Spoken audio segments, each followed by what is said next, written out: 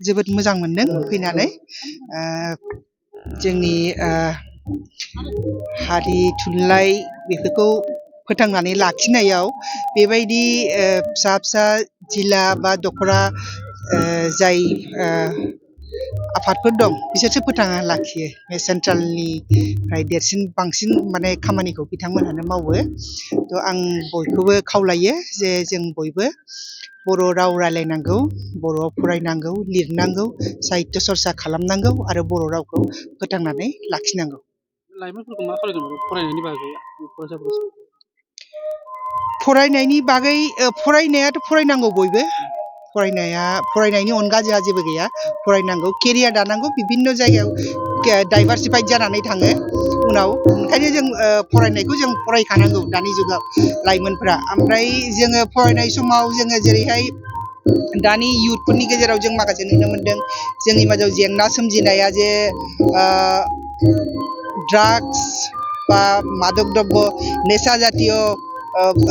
जिनिसखौ जानाय बा गाज्रि जेनेबा जुवा गेलेनाय मानाय बेफोरबायदिया जोंनाव समाजाव एसे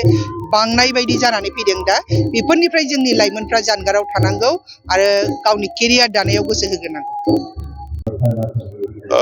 गिबि गिबियावनो आङो नोंथांमोननि चेनेलसिम साबायखर बावग्रोनाय जाबाय। नोंगौ बरबजरा जिल्ला होननानै बुङो माने थुनलाइ हिसाबै जिल्ला आरोखि जोङो बिदिनो जिल्ला हिसाबै लायो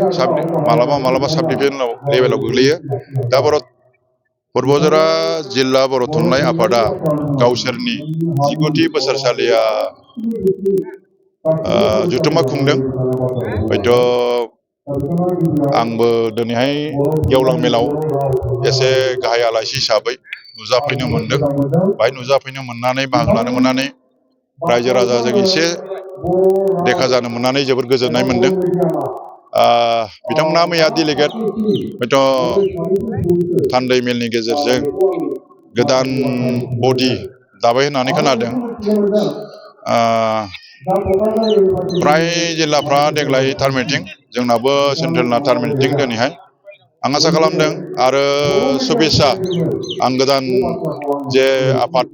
बरबजरा जिल्ला बर' थुनलाइ आफाद बिथांमोननिसिम आंनिफ्राय कंग्रेसुलेसन थाबाय। बिथांमोनहा जाथिनि बे ओनसोलनि बर' जाथिनि खामानि मावनांगोन। जोङो दुलाराय बर' फरायसा आफाद आरो बर' थुनलाइ आफाद लोगोसे बर' हारिमु आफाद जोङो जथायै आरो गुबुन गुबुन माखासे जोंनि आफादफोर दंबावो माहारियारि आफाद बिसोरखौ लानानै जोङो जाथिनि जोंहा माखासे इसुसफोर थायो जेंना फैबाय थायो जेब्लायबो समाव मोनसे चेलेन्जिं मुडजों जों सोलिनांगौ जायो। बे खेथ्रआव जोङो दिनै गोदान आफाद बिथांमोनहा दाफुंनानै लानो हाबाय। बिथांमोना निस्सय बिथांमोना जोंखौ माने मिरु बर' थुनलाइ आफादखौ निस्सय मोजाङै हेफाजाब होनो हागोन आं बेखौनो आसा थिबाय। आरो जोंनि जिनाखि जोंनि इसुसफोर बर' जाथिनि जेंनाफोर बेखौ माने समाधान खालामनायाव निस्सय जों खौसेयैनो गसंथानो हागोन बेखौ जों आसा खालामनो हायो आरोखि। बाथ्राया ओरैबादि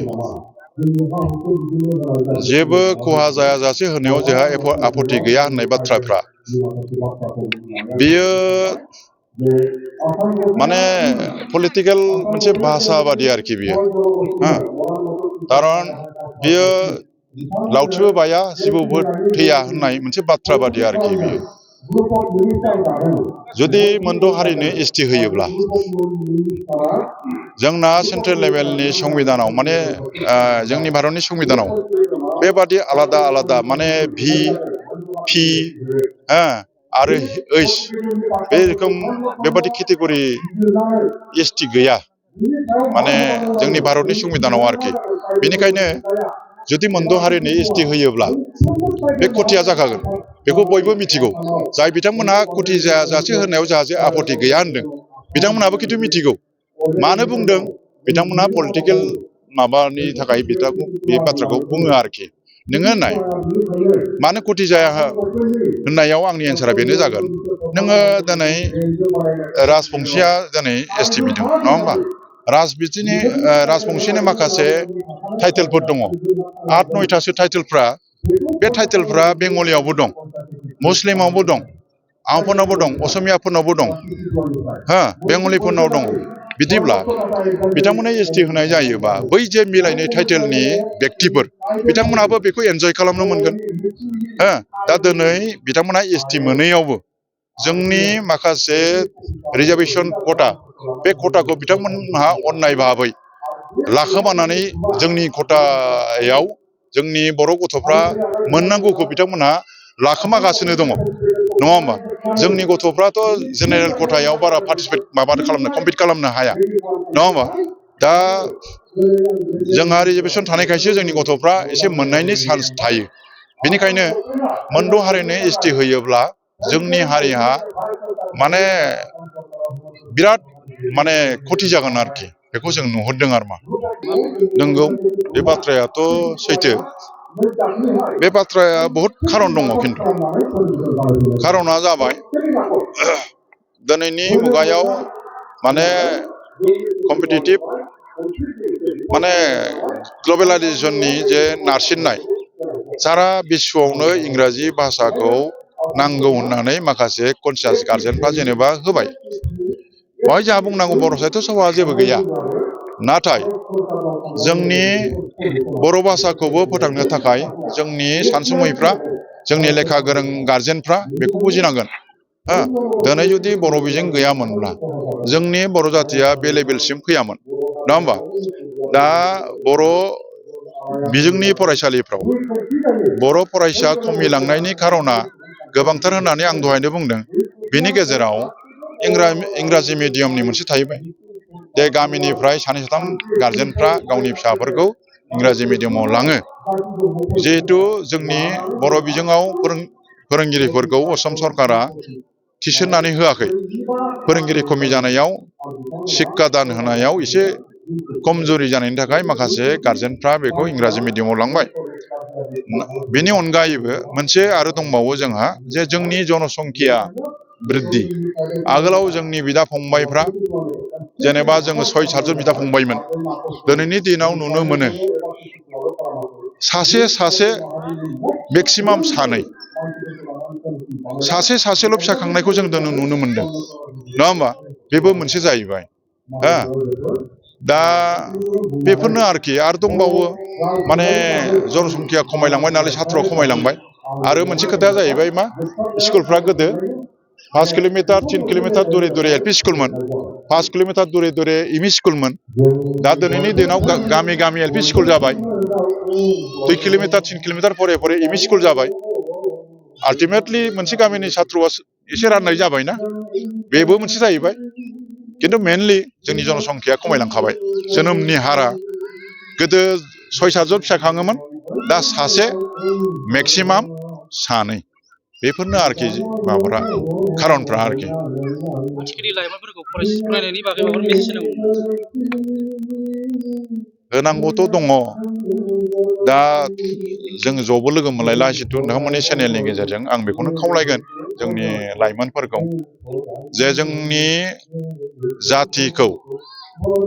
जोङो गोजौ फारसे लांनांगौब्ला साफ्रोमबो लाइमोनफ्रा हिनजावानो जा हौवायानो जा शिक्षाखौनो जों सिगां माने प्रिफारेन्स होनांगोन आरोखि फरायाबा खुनु जाथिया डेभेलप जाया जोङो मोनफ्रोमबो न'खराव जोंनि मोनफ्रोमबो न'खराव लेखा गोरों फिसाफोर जोनोम जानांगोन आरो बिसोरो साफा मानसि जानांगोन साफा बयबो गावनि आथिङाव गसंनांगोन जोङो जोंनि न'खराव जुदि गंफ्रोमबो न'खराव बयबो गथ'फ्रा लाइमोनफ्रा गाव गावनि आथिङाव गसंनो हायोबा नुगोन जों बयबो आल्टिमेटलि जोंनि जाथिया बे डेभेलप जागोन आरोखि नों आं बयनिबो फिसाफ्रा जुदि लेखा गोरों जायोब्ला जुदि एस्टाब्लिश जायोब्ला जुदि बिजनेस साख्रिफ्राव जोङो मोननो हाबायब्ला बा गसंथानो हाबायब्ला जोंनि जाथियानो डेभेलप जानाय जागोन आरोखि नंखायनो आं बेखौनो जोंनि लाइमोनफोरखौ बुंगोन जे जोङो गोसो होनानै जोङो बयबो लाइमोनफ्रा फरायनानै गाव गावनि आथिङाव गसंनो थाखाय सेस्था खालामनांगोन दा जों नुदों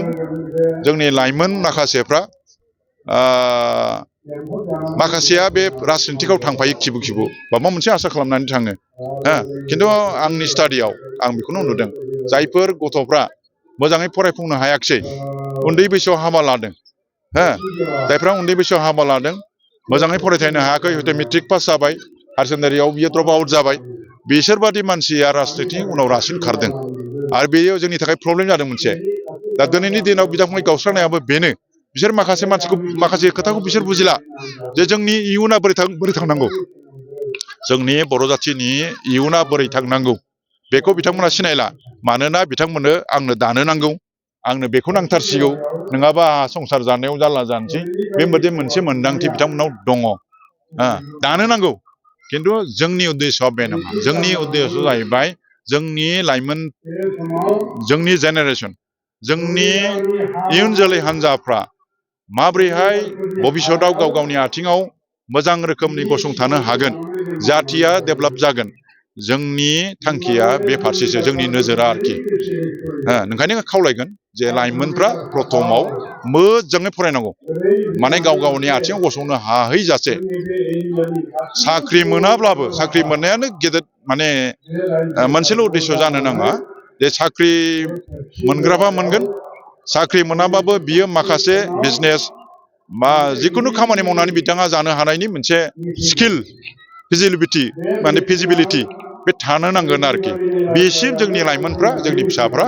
मोजाङै फरायनो नांगोन आरोखि कुवालिटि इडुकेसनखौ मोननो हानांगोन